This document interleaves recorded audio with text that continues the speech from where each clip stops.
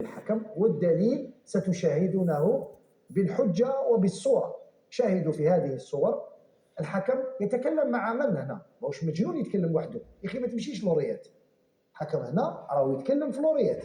راح نزيدوا نشوفوا صور اخرى هنا تظهر بان الحكم كان يتكلم في لوريات هو مع المساعد تاعو. يعني هذه الحجة ضعيفة وضعيفة جدا. هنا تزيد تظهر بأن الحكم يتكلم في لوريات. هنا لما أعلن على دقيقتين وقت بدل ضائع، كيفاش قال لهم دقيقتين؟ يتكلم في لوريات.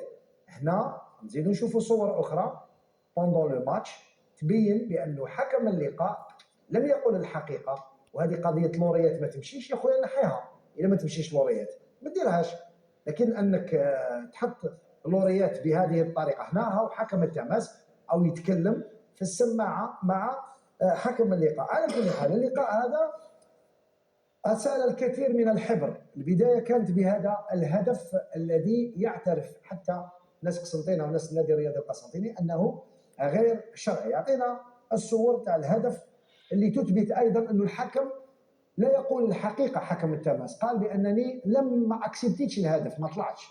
لا يا اخي، هنا في الصورة المعادة شاهدوا جيدا الحكم راهو طالع أو يجري. يعني هذه تاع ما طلعتش وما اكسبتيتش الهدف ما كاش منها. يعني قال لك ما اكسبتيتش لهذا قدرت ندور في القرار تاعي. لا، يقول أيضا الحكم عند الاستماع له أنه ما شافش التليفون كما راهم يقولوا.